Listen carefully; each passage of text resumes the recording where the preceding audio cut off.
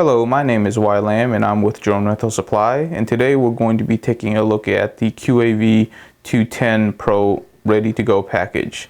So this is going to be our successor to the DRS250. I know we've been working on a successor for quite a while now, and some of you have emailed me asking when the successor is going to come out. So we decided to go with the QAV210 frame over the Voodoo build because we were comparing the two frames and we were looking at it side by side, and the vast majority of people actually liked the 210 frame and how the build actually flew. The one in the background was actually our prototype, and I actually purchased this, and this is actually my main flying machine now. It's a really nice build. It's nice and compact, and with the ready to go package, all you need to do is charge the batteries, put batteries into your transmitter, and you'll be ready to fly. So let's go ahead and look at the components that make up the QAV210. So when we decided to actually fool around with the 210 frame and try to make a build of the 210, we wanted to go with all luminaire parts, and we didn't exactly use all luminaire parts, but we used quite a bit of it, and we were really impressed with what came out the other end. So just going from outside coming in, these are the new luminaire, let's see, I think they're the 2204s, 2300 kV.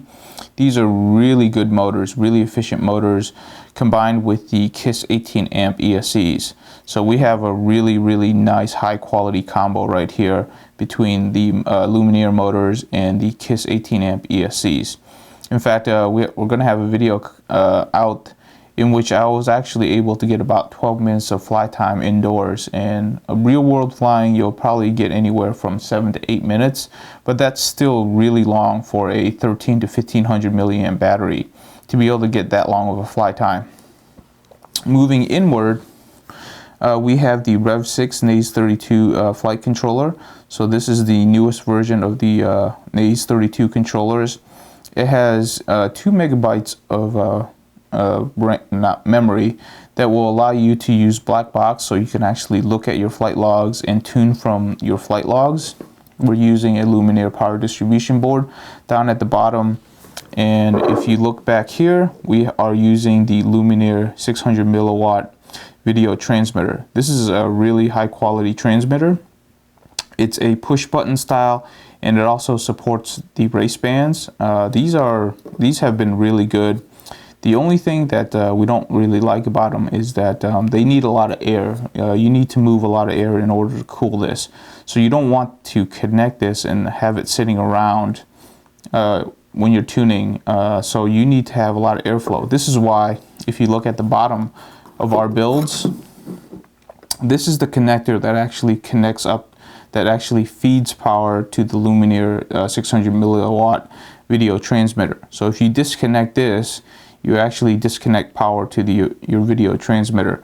This will be a really good thing to do, especially during competitions. If you want to like tune or just like quickly fly your build, go ahead and disconnect this, and you won't knock out anybody else's video, or you won't have the potential to do that. If you're tuning at home and you're just fiddling inside, your Naze controller, go ahead and unplug this so that you don't run the risk of burning out your video transmitter, because these things get really hot, and once you leave them on too long, and if it's really burning hot, it'll actually burn these out. We've learned from this from experience. Up front here is a Sony 1177 camera. This is probably like the most used cameras for almost all of the new builds. It's a really great camera. It does well in daylight and also does well in at night as well. We actually flew this at night, and it was doable. Up top here we have a foam padding for your LiPo battery. So when you set it up here, it's nicely cushioned and it keeps it in place. So this is how we recommend doing it.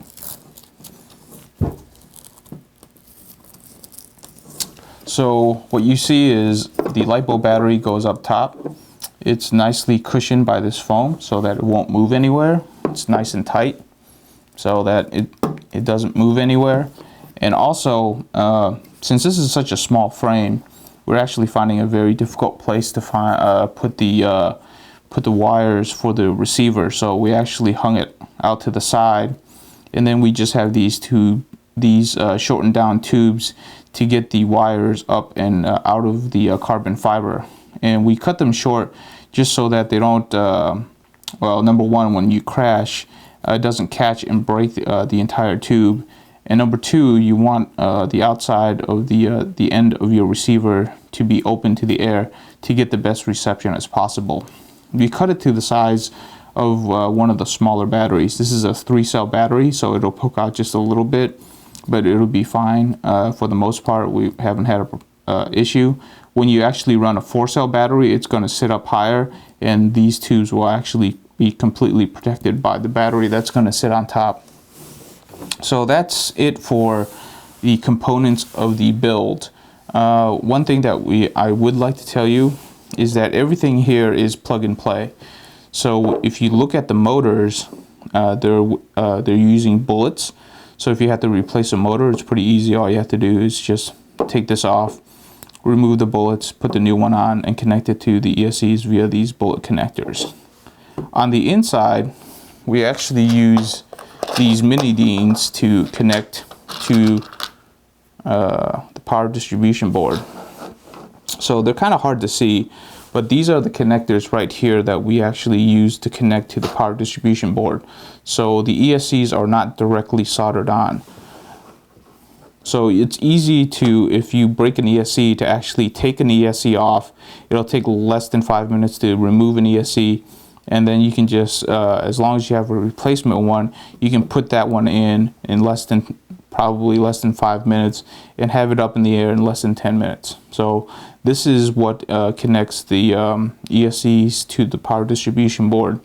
The last piece for the ESC is actually the servo wire that runs into the flight controller, and that's just a standard servo connection.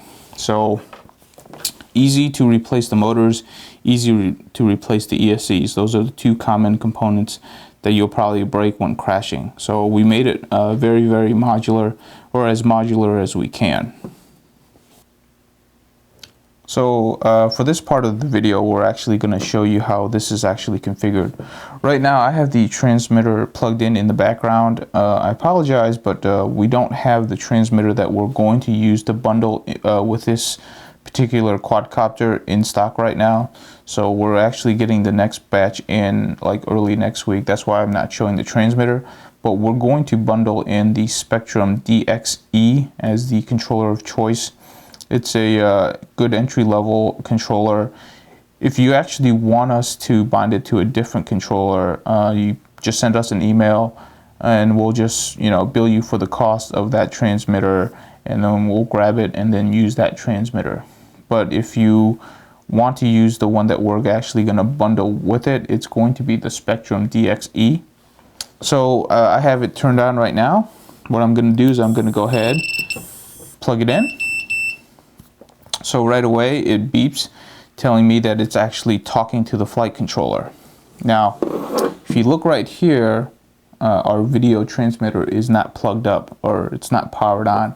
That's because in the back here I have this unplugged. This is probably generally how I try to leave it if I'm at a race competition, because it's so easy to plug up by accident, and then you could have the potential of knocking somebody out of the air, and then nobody's going to have a good day after that. So if you were to plug this in like so, you'll notice that the video transmitter now has power. So this is now actually sending out a video feed via this antenna. I'm sure you've noticed that we have LEDs on the bottom. The reason why we put them on the bottom as opposed to the sides is because the sides are actually a little bit too thin. If you look at mine, I actually kind of just ghetto arranged it so that it could actually fit at the back. If you want to do something like that, you're more than welcome to do it, but we really haven't found a good way to actually put them on the back of the quadcopter, so we'll leave it up to you to move them if you want to move it to a different place. So interesting things about these LEDs is that they're programmable. So when I arm this LED, it'll actually change colors. So I need to actually, so there we go. This quadcopter is actually now armed. So when I disarm it, it'll turn back to yellow.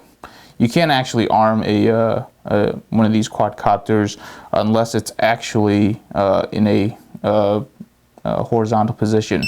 So arm is blue, disarmed is actually yellow.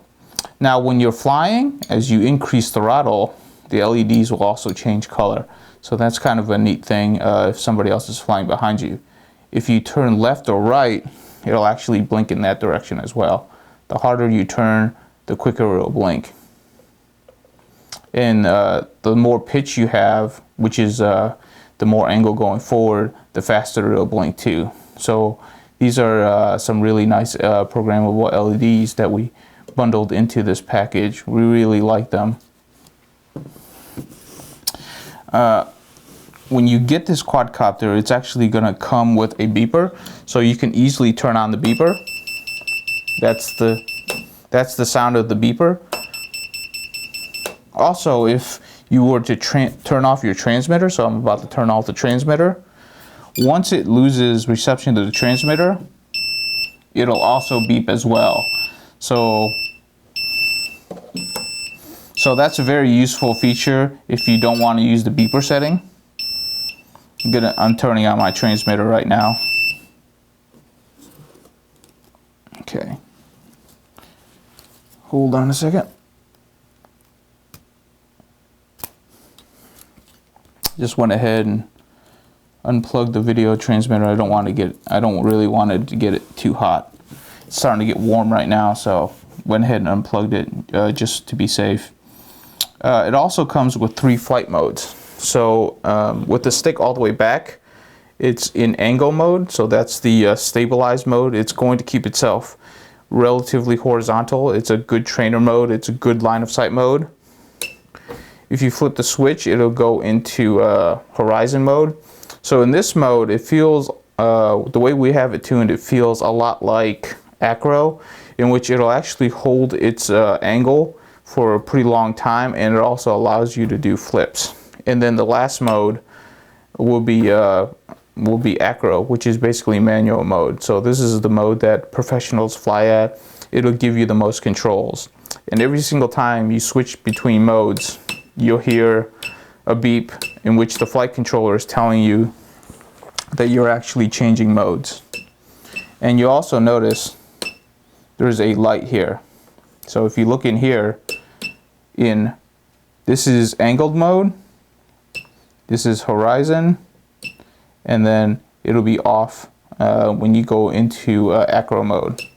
So the lights, the red light will stay on in angle and horizon, and it'll shut off in acro mode. Go for it.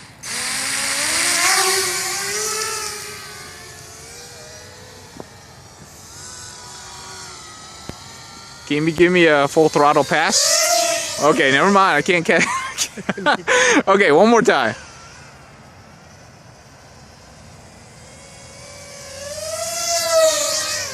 Wow, that is fast.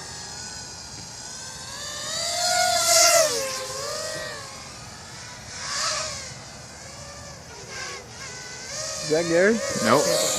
Over here. Oh. Hopefully they don't. They look like they're gonna bother.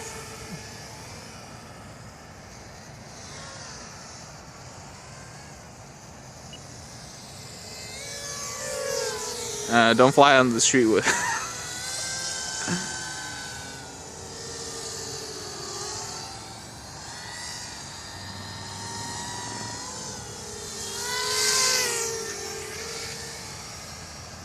That is amazing. You still getting full vision? That is really cool. Think you can give me a loop on the next pass over? Yeah.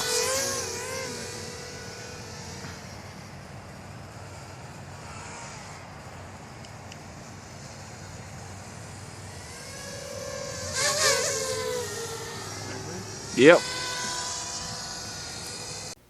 Thank you for watching our video. If you have any questions, please leave it in the comments below. This won't be our last video on the QAV210. We'll do some instructional videos, and we'll definitely do another one at least on the transmitter as well. And then we'll give you a few videos of it actually flying.